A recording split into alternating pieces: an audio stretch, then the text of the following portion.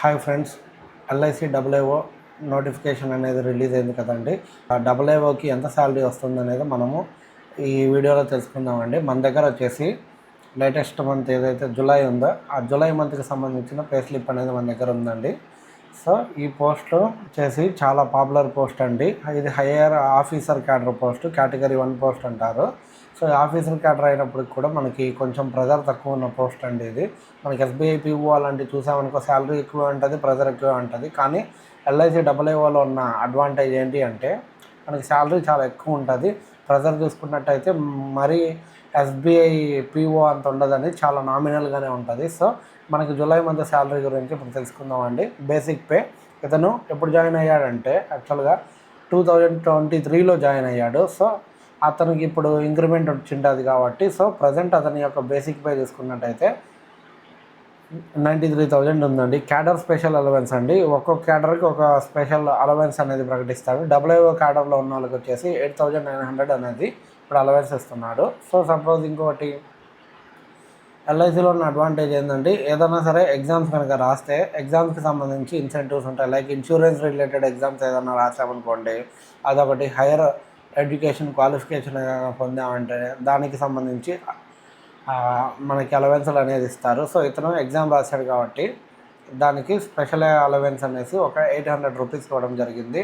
Next DA అంటే dearness allowance అండి. Dearness allowance present 15 point something ఉందండి, 15 వేసుకోండి. సో బేసిక్ పే పైన ఇది క్యాలిక్యులేట్ అవుతుంది. సో టోటల్ 14,431 రూపీస్ వస్తుంది. నెక్స్ట్ హెచ్ఆర్ఏ ఏంటంటే లొకేషన్ బేస్డ్ 7, 8, 9% అండి హెచ్ఆర్ఏ ఇచ్చేది.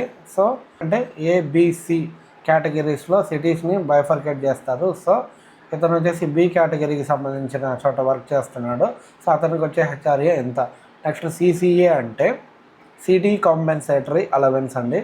ఇతనికి 2,225 రూపీస్ అనేది మనకి సిటీ కాంపెన్సేటరీ అలవెన్స్ ఇస్తున్నారు. నెక్స్ట్ ట్రాన్స్పోర్ట్ అలవెన్స్ అంటే మనం తిరగడానికి కోసం ఇచ్చే అలవెన్స్ అండి. సో ఇది మొత్తం కలిపి 3,300 ఇస్తారు. Next pH allowance. So pH allowance వచ్చేసి ఓన్లీ పీడబ్ల్యూడీస్కి మాత్రమే ఇస్తారు, అందరికీ ఇవ్వరండి. సో ఇది 600 వస్తుంది. నెక్స్ట్ ఇది మెడికల్ క్యాష్ బెనిఫిట్ అంటారు. ఈ మెడికల్ క్యాష్ బెనిఫిట్ అనేది ఇయర్లీ 1 టైం ఇస్తారు. అది ఎలా అంటే 2 టైప్స్ ఆఫ్ అమౌంట్. ఒకటి 32,400 వస్తుంది, ఇంకొకటి ఏంటంటే 48,000 అనేది వస్తుంది. ఇది బేసిక్ పేని బట్టి. ఈ బేసిక్ పే ఇప్పుడు వచ్చేసి 1,60,000 లోపు ఉన్న వాళ్ళకి 32,400 ఇస్తాడు. 1,60,000 కంటే పైన ఉన్న వాళ్ళకి ఏంటంటే 48,000 సంథింగ్ ఇస్తారు. సో ఇప్పుడు మనకి ఆల్మోస్ట్ జాయిన్ అయిన 10 ఇయర్స్ వరకు ఖచ్చితంగా మనకి 32,400 మెడికల్ బెనిఫిట్ అనేది వస్తుంది. నెక్స్ట్ ఏంటంటే డిడక్షన్స్ వైపు చూసుకుందాము. డిడక్షన్స్లో ఏమున్నాయంటే ఎన్పిఎస్ కంట్రిబ్యూషన్ ఉంటుంది. ఎన్పిఎస్ కంట్రిబ్యూషన్ వచ్చేసి బేసిక్ పేలో 10%, బేసిక్ ప్లస్ డిఏలో 10% కట్ అవుతుందండి. సో ఇక్కడ 10,000 కట్ అయిపోయింది. నెక్స్ట్ వచ్చేసి మనకి ఇన్కమ్ ట్యాక్స్ అనేది మన ప్రొజెక్షన్ బట్టి మనము ఇన్కమ్ అనేది ట్యాక్స్ పరిధిలోకి వస్తుందంటే దాని ప్రకారం ఆటోమేటిక్గా ఓవరాల్గా ఎంత ట్యాక్స్ కట్ అవుతుందో దాన్ని మంత్ వైజ్ డివైడ్ చేసేసి మన శాలరీ రేట్లో నుంచి కట్ చేస్తారు. సో ఇతనికి 8,900 కట్ అవుతుంది. నెక్స్ట్ కోఆపరేటివ్ బ్యాంక్ అంటే ఇతను ఏదైనా లోన్ తీసుకొని ఉంటాడు, సో దానికోసమని 1,900 కట్ అవుతుంది. నెక్స్ట్ స్పోర్ట్స్కి రిక్రియేషన్ క్లబ్కి 30 రూపీస్ కట్ అవుతుంది. ఫైన్ ఆర్ట్స్కి వచ్చేసి ఒక 30 రూపీస్ కట్ అవుతుంది. మెడిక్లెయిమ్ మనకి ఏదన్నా హాస్పిటల్లో చూపించుకోవాలనుకుంటే వాళ్ళకి 10 lakhs వరకు కవరేజ్ ఉంటుంది. సో దానికి 400 రూపీస్ కట్ అవుతుంది. Next new group insurance scheme అంటారు, జిఐఎస్ కూడా అంటారు. దీనికి వచ్చేసి 111 రూపీస్.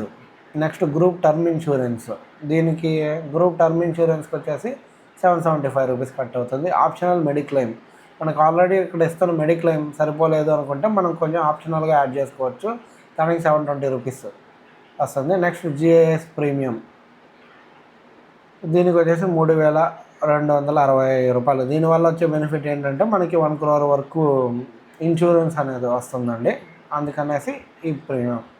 సో ఇది ఇన్సూరెన్స్ కంపెనీ కాబట్టి ఇన్సూరెన్స్ రిలేటెడ్గా ఎక్కువ డిడక్షన్స్ అనేది ఉంటాయి. ఆబ్వియస్లీ పేరెంట్స్కి రిలేటెడ్ ఏదన్నా మన హాస్పిటల్లో చూపించుకోవాలనుకుంటే దానికోసం స్పెషల్గా మళ్ళీ వాళ్ళకి కొంచెం అమౌంట్ అనేది కట్ చేసుకుంటారు. ఫెస్టివల్ అడ్వాన్స్ ఏదైనా తీసుకుంటే, ఫెస్టివల్ అడ్వాన్స్ ఏంటంటే 26,000 రూపీస్ లేదా 50% ఆఫ్ బేసిక్ పే ఇస్తారు. సో దీన్ని 10 ఈక్వల్ ఇన్స్టాల్మెంట్స్లో కట్ చేస్తారండి. సో ఇక్కడ వచ్చేసి ఇతను ఫెస్టివల్ అడ్వాన్స్ తీసుకున్నారు కాబట్టి సో 4,400 అనేది కట్ అవుతుంది. ఇది ఎస్ఆర్ అకౌంట్ అంటే ఏం లేదు, మనకి ఏదైనా రౌండ్ ఆఫ్లో ఉన్నాయనుకో దానికి అడ్జస్ట్మెంట్ ఇక్కడ ఏదైనా ఇన్కమ్లోనూ ఉన్న యాడ్ అవుతుంది లేదా డిడక్షన్లోనూ అవుతుంది. సో ఇక్కడ చూసుకున్నట్టయితే మనకి ఎర్నింగ్స్ అన్నీ చూసుకుంటే టోటల్గా మనకి ఎంత వస్తుంది ఎర్నింగ్ అంటే 1,63,218. యాక్చువల్గా ఏంటంటే ఇక్కడ మనకి ఏదైతే ఉందో ఇదిగోండి, ఇది వచ్చేసి ఇయర్లీ వన్ టైమే వస్తుంది.